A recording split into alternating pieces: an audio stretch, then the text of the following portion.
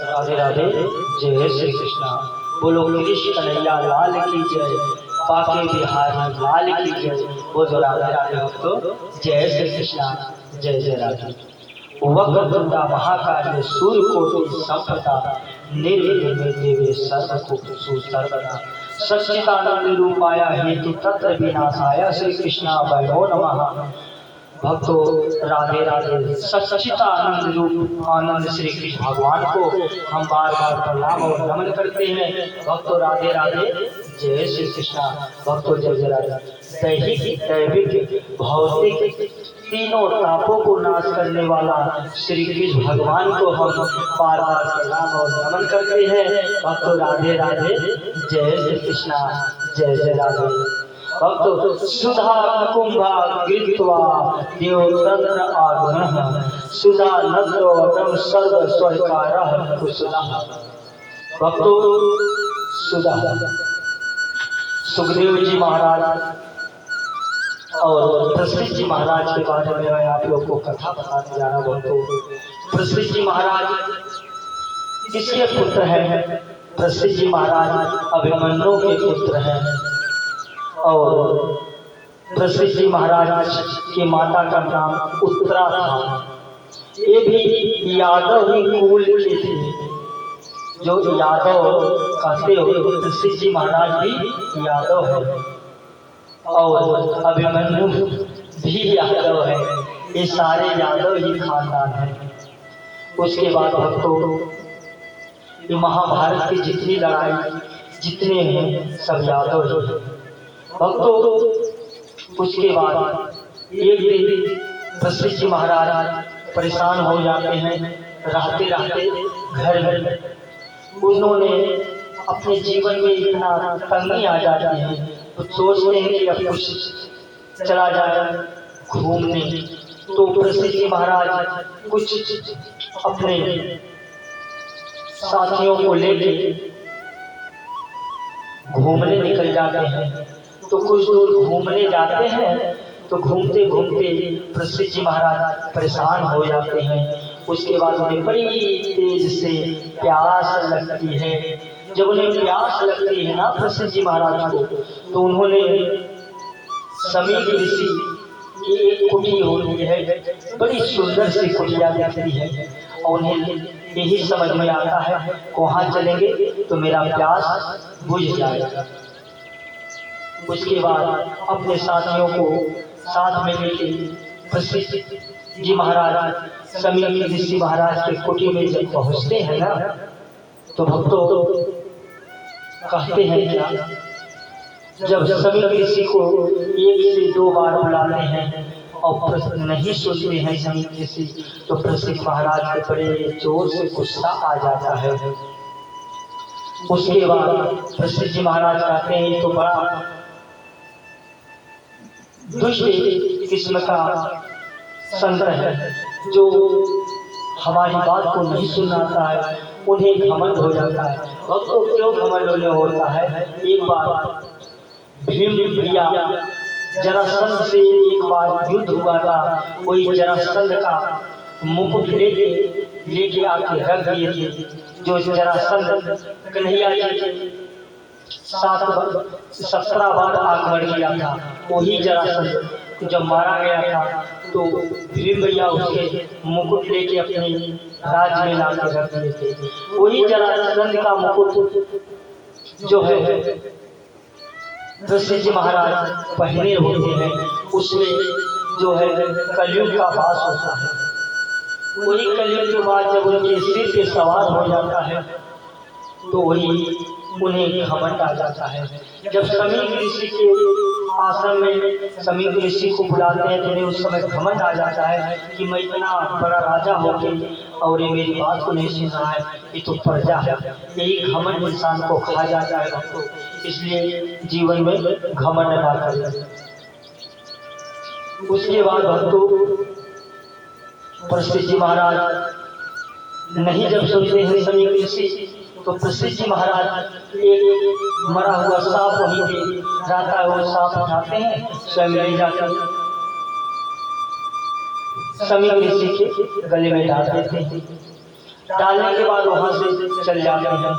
अपने साथियों के साथ जब घर पे जाते हैं, जाने के बाद इधर सिंगड़ी से कोई एक छोटा सा बच्चा देख रहा है, जाकर सिंगड़ी से बताता है कि तुम्हारे पिताजी के ऊपर एक मूर्ख राजा आया था, उन्हें मरा हुआ सांप डाल दिया। और जब प्रसिद्ध महाराज समीर ऋषि को छोटे मोटे संत समझे थे, सोचे कि अगर ये साधारण संत होगा तो उठ के भाग जाएगा, लेकिन उन्होंने भागे नहीं, बैठे रह गए अपने समाधि में और समाधि में लीन रह गए। उसके बाद भक्तों क्या होता है, प्रसिद्ध महाराज जब अपने घर पे आते हैं, उसके बाद समीर श्रृंगी ऋषि को पता चलता है। श्रृंगी ऋषि जब अपने पिता के गले में मरा हुआ सांप देखते हैं तो ही एक लोटा जल उठाते हैं, और जल उठाने के बाद भक्तों वही जल से श्राप देते हैं, और वो श्राप देते तक्षक सांप, अब जाओ तुम्हें 7 दिन में तक्षक नाग जस देगा। उसके बाद यही श्राप देके चले जाते हैं, और प्रसिद्ध महाराज को पता नहीं चलता है।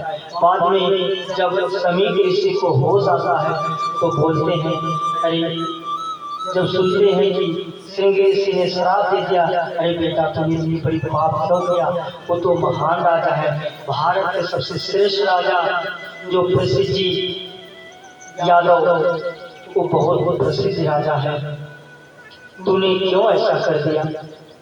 उसके बाद तो प्रसिद्ध महाराज कोई ब्राह्मण का लड़का जाकर बताता है कि तुम्हें 7 दिन में एक तक्षक नाग डस लेगा, आपकी मृत्यु हो जाएगी। उसके बाद तो प्रसिद्ध महाराज वहां से निकल पड़ते हैं जंगल की ओर।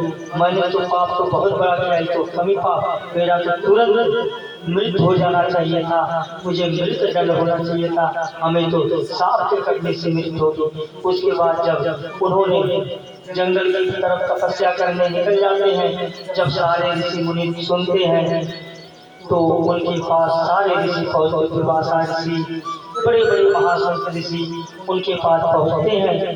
पहुंचने के बाद अब देखो कोई सुखदेव जी महाराज का भी आगमन होता है। तो सुखदेव जी महाराज प्रसिद्ध सुखदेव जी महाराज जब पहुंचते हैं तो बड़े छोटे से और बड़े सुंदर लगते थे। उनका जी 18 या 17 साल की एज थी, बड़े शरीर बहुत अच्छे लगते थे भक्तों। इन्होंने जब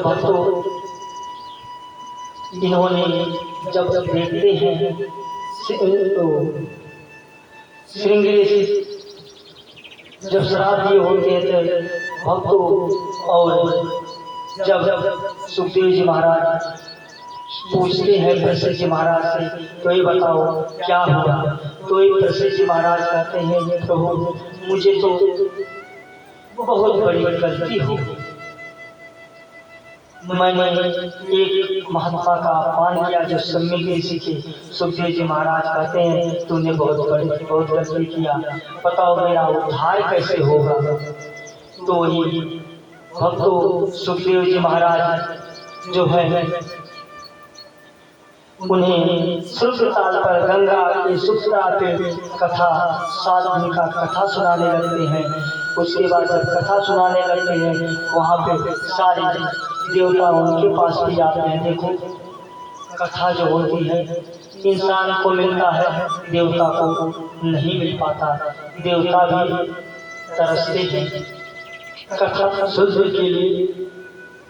उसके बाद तो जब सुखदेव जी महाराज कथा सुनाने लगते हैं तो उनके कुछ देवता लोग आते हैं, कहते हैं कि तुम एक काम करो कि मैं अमृत का कलश लाया हूँ, प्रसिद्ध जी महाराज को पिला दो, हमें भी आप भागवत कथा सुना दो। तो बड़े जोर से डांटते हैं, तुम्हें पता नहीं कि मैं कोई दानिया लेने वाला लगता हूँ। अगर तुम एक श्रोता बन के आता बैठता तो मैं तुझे कथा सुना देता। मैं ऐसी कथा नहीं सुनाऊंगा, तुम लोग यहाँ से लौट जाओ। देवता लोग को भगा देते हैं। उसके बाद प्रसिद्ध जी महाराज को 7 दिन की कथा सुनाते हैं। सुनाने के बाद उनका उद्धार वही होता है भक्तों। और प्रसिद्ध जी महाराज अपने जीवन को धन बना लेते हैं। कथा ऐसी चीज होती है जो इंसान भागवत कथा सुनता है उसका जीवन धन हो जाता है भक्तों। भागवत कथा जरूर सुननी चाहिए। जीवन अगर आपको अपने धन बनाना है, अपने जीवन को योग बनाना है तो भागवत कथा ग्रहण करें प्रभु। राधे राधे। जय श्री कृष्णा, जय जय राधे। जय श्री कृष्णा भक्तों। बोलो श्री कृष्ण कन्हैया लाल की जय, बांके बिहारी लाल की जय। राधे राधे। जय श्री कृष्ण।